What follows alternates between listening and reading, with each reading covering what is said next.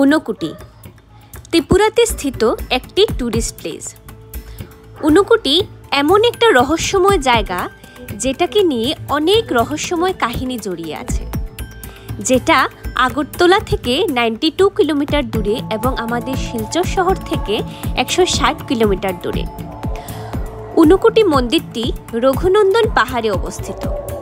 এখানে অনেক রহস্যময় দেবদেবীর মূর্তি খোদাই করা আছে। এখানে 1 কোটি থেকে 1 কম অর্থাৎ 99,99,999টি দেবদেবীর মূর্তি আছে বলে আমরা জানতে পারি। ঊনকোটিতে একটি ছোট্ট ঝর্ণাও আছে, যেটা নাকি 365 দিনই আচ্ছা, এখানটা হচ্ছে ব্রহ্মা বিষ্ণু মহেশ্বরের। আচ্ছা আচ্ছা, ঊনকোটিটা তো যতটুকু আমার জানা আছে আর কি ততটুকু আমি বলছি। তো একবার hello everyone, welcome back to my channel. আজকে আমরা সপরিবারে চলে যাচ্ছি ঊনকোটিতে। ঊনকোটিটা হচ্ছে ত্রিপুরাতে অবস্থিত, যেটা রঘুনন্দন পাহাড়ে। আমাদের অনেক দিন ধরে এখানে যাওয়ার খুবই ইচ্ছা ছিল। আজকে মহাদেবের কৃপায় আমরা বেরিয়ে পড়লাম এই মন্দিরটি দেখতে। তো এই মন্দিরে শুনেছি আমরা 1 কোটি থেকে 1 কম দেবদেবীর মূর্তি আছে। তো তার জন্য আমরা সবাই রওনা দিয়ে দিয়েছি। তো আমাদের ঘর থেকে এই মন্দিরটা হচ্ছে প্রায় 160 কিলোমিটার দূরে। তো আমরা সকাল 7:30টার সময় বেরিয়ে পড়েছি, আর আমাদের যেতে যেতে প্রায় 11:30-12টা বেজে গেছে। আমরা ঊনকোটিতে এখন এটা হচ্ছে পার্কিংয়ে দাঁড়িয়ে আছি। অনেকটা জায়গা ঘুরে একদম জিপিএস ভুল টুল দেখাচ্ছিল, তারপর ঘুরতে ঘুরতে ঘুরতে ঘুরতে এসেছি ওইদিকে গিয়ে রাস্তা। পার্কিংটা ঊনকোটির পার্কিং, এই হচ্ছে ঊনকোটির পার্কিং। এত গরম মানে একদম বলার মতো না, অনেক গরম। তার আগে অনেক খাওয়ার জায়গাগুলো আছে। তো এই মন্দিরে ঢোকার আগে কিছু ইনস্ট্রাকশন আছে, আমি বলে দিই যে প্যাকেটিং খাওয়ার দাওয়ার ভিতরে নিয়ে ঢুকতে দেয় না, প্লাস্টিকের বোতলও ভিতরে নিয়ে ঢুকতে দেয় না। তো ওইটা অ্যাভয়েড করে যাবে। কখনো কখনো এবার ঢুকতে দেয়ও। তো আমরা এসব নিয়ে যাইনি, প্যাকেটিং মানে প্লাস্টিকের জিনিসপত্রের মধ্যে খাবার দাবার নিয়ে যাইনি। বাচ্চারা থাকলে বাচ্চাদের তো খাবার দাবার নিয়ে যেতে পারবি। আর ভিতরে একটা ক্যান্টিন আছে, এখানে খাবার দাবার পুরো ব্যবস্থা আছে। কত করে টিকিট হয়েছে না? ও কিছুই লাগেনি, এমনিতেই জাস্ট ঢুকে গেলাম। ধূপকাঠি মোমবাতি নিয়েছি একটু পুজো দেওয়ার জন্য। ঊনকোটি ঢুকলাম, এখন 1:15 বাজে। বাথরুমে ফ্রেশ হয়ে এখানে খাবার অর্ডার দিলাম, ভেজ থালি খাবার অর্ডার দিয়ে জাস্ট আমরা ঢুকা শুরু করলাম। এত বড় একটা ছাতা নিয়ে ঢুকছি, ছাতা নিয়ে শুরু হয়েছে আমাদের যাত্রা। এখানেই টায়ার্ড, আর তো পুরো পাহাড়।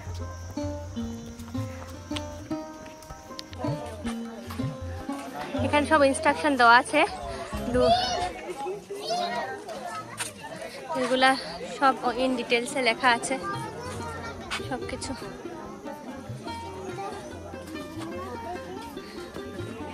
তো এই হচ্ছে ঊনকোটি।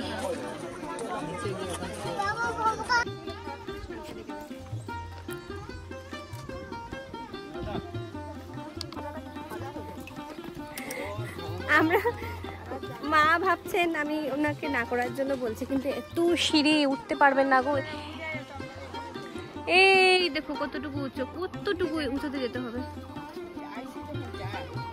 কতটুকু উঁচুতে যেতে হবে।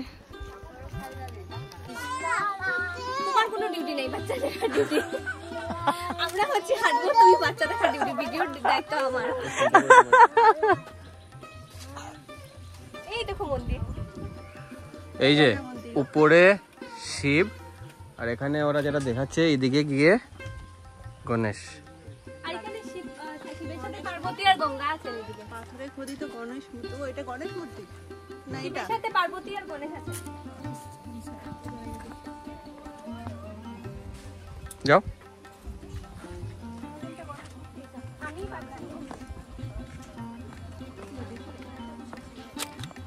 খুব সুন্দর করে দেখা।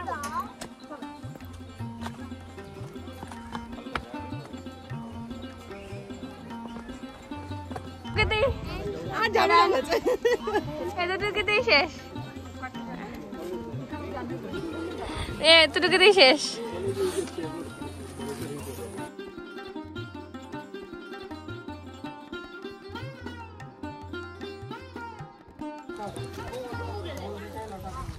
এদিকে যাও।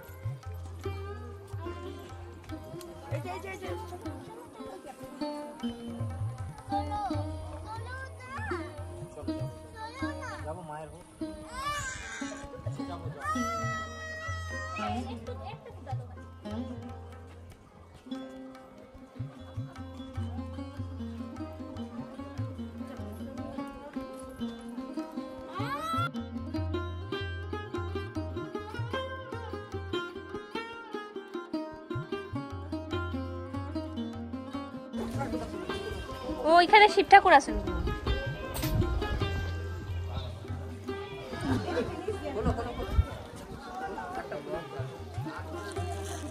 নন্দী উঠে না বাবা, এই যে নন্দী মহারাজ, এই যে মহাদেব, নন্দী।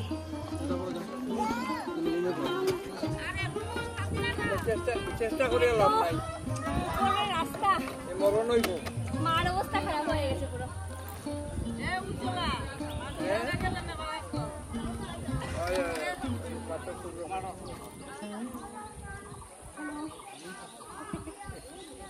না করতাম না, গলার আওয়াজ দেবে গেছে।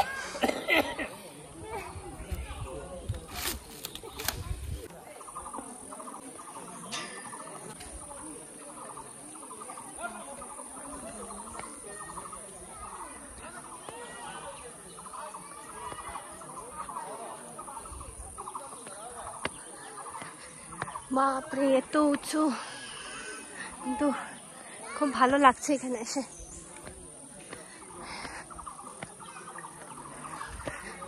আর উঠতে পারিনি, এখানে নিচেই বসে।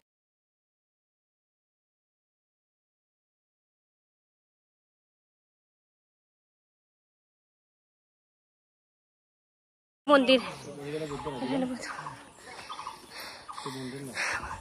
মানে কে এক কম ঠাকুর আছেন, তো কোনো এক দেবদেবীর মধ্যে একজন হবেন উনি, নাম বলতে পারবো না। এখানে তো শিব মন্দির আছে। আচ্ছা, এখানটা হচ্ছে ব্রহ্মা বিষ্ণু মহেশ্বরের। আচ্ছা আচ্ছা, ঘুরে দেখতে হবে। আমি জুতোটা খুলে দিই, জুতোটা খুলেই ব্রহ্মা বিষ্ণু মহেশ্বরের মন্দির হচ্ছে এটা।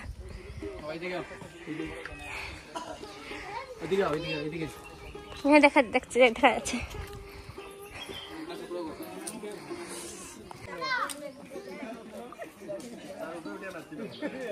এটা হচ্ছে ব্রহ্মা বিষ্ণু মহেশ্বরের মন্দির।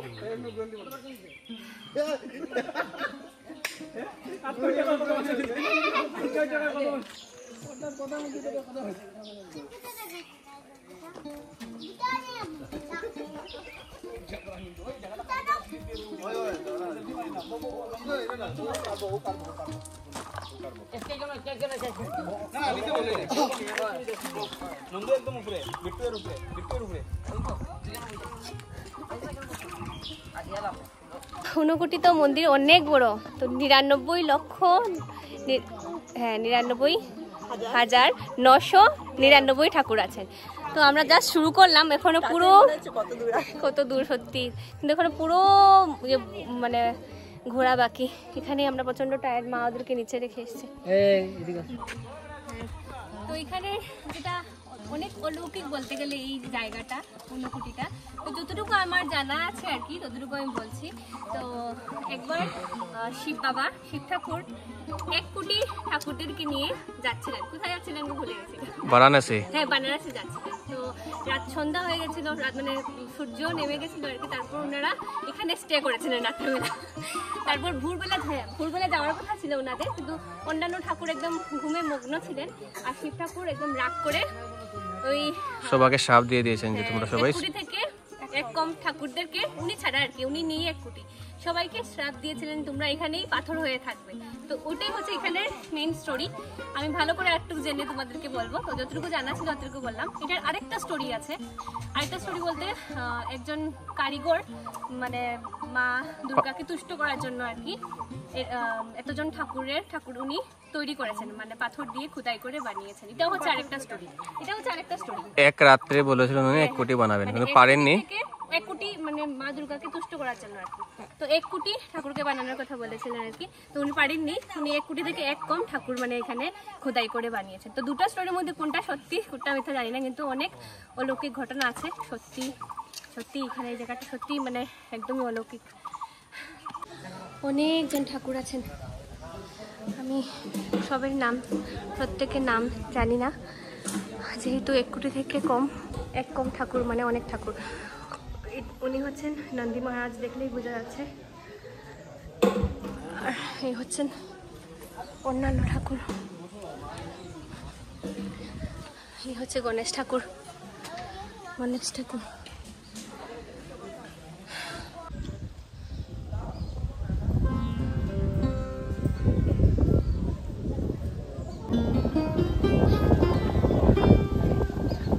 রেস্ট করতে আমরা যাবো আবার। আরেকটা শিব বাবার মন্দির আছে।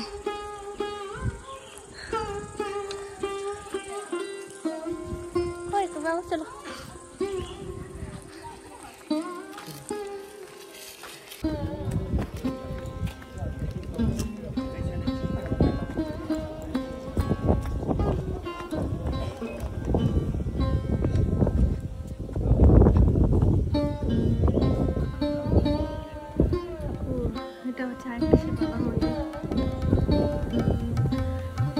জায়গায় মন্দির আছে।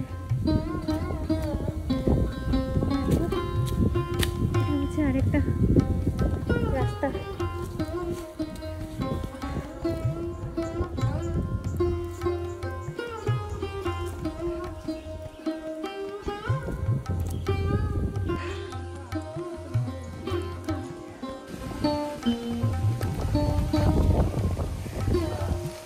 বয়স হয়ে গেছে আমারও।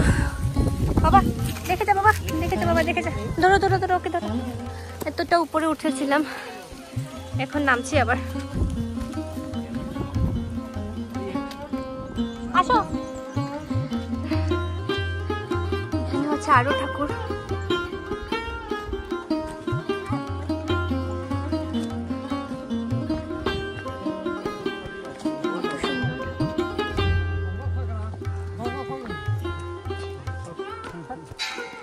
কতটুকু খাড়া সিঁড়ি।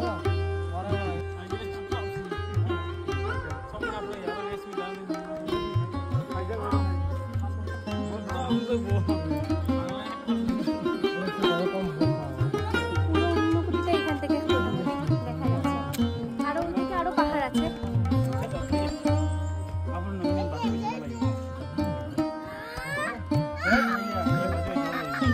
খাড়া সিঁড়ি দিয়ে নামবো, দেখুন নামবো, পুরো নিচে নামবো।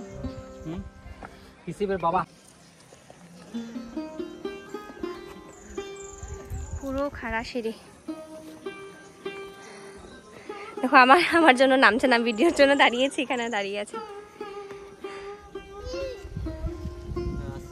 হ্যাঁ আসছে বাবা, যাও তুমি। হ্যাঁ গঙ্গা, দুর্গা,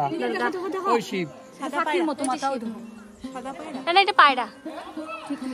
ও এটা গঙ্গা, দুর্গা আর শিব না?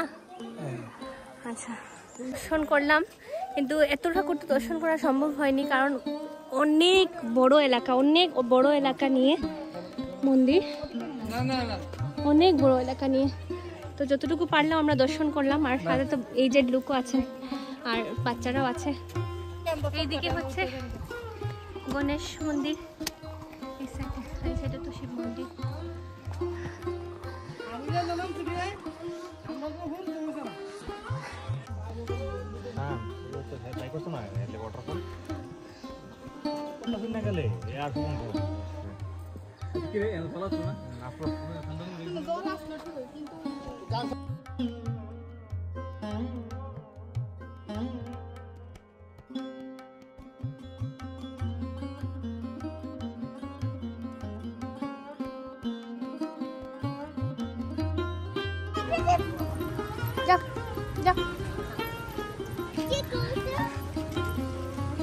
কুটি এই ক্যান্টিনে খেয়ে দিয়ে এখন বেরিয়ে পড়ছি। এখন বাচ্চা হচ্ছে 4টা বেজে গেছে, মানে 2-3 ঘন্টা আমরা ঘুরলাম কুটিতে।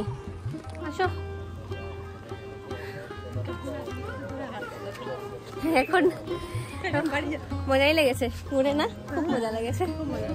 তো শীতের দিনে হলে ভালো হতো বেশি, শীতের দিনে হ্যাঁ শীতের দিনে হলে ভালো করে ঘুরতে পারতাম। এখন আছে, এখন গরম পড়ে গেছে না, ত্রিপুরাতে তো এমনিতেই গরম, ত্রিপুরাতে এমনিতেই খুব গরম, তো একটু কষ্ট হচ্ছে। ঠান্ডার দিন হলে খুব ভালো লাগতো। পুরী থেকে আর এই রাস্তায় কোনো ভিডিও করিনি, কারণ বৃষ্টি এসে গেছিলো, এত বৃষ্টি এসেছিল আমরা একটু পুরো টেনশনে এসেছি রাস্তা থেকে। যাই হোক মঙ্গল মতো এসে গেছে। তো এখন আমরা আছি রামনগর, বারবারই থাকাতে এসে চা খাচ্ছি, কারণ বড়োতে একটু রেস্ট লাগে। এখন বাচ্চা হচ্ছে 7:30টার মতন, আমরা অনেকটা আগেই আসতাম, পুরে অনেকটা মানে তার উপর বৃষ্টি। হ্যাঁ 7:30 বাজে, তার উপর বৃষ্টি, অনেকটা জাম ছিল, না হলে আমরা অনেকটা আগে এসে যেতাম। তো আজকের ভিডিও এখানেই শেষ করছি।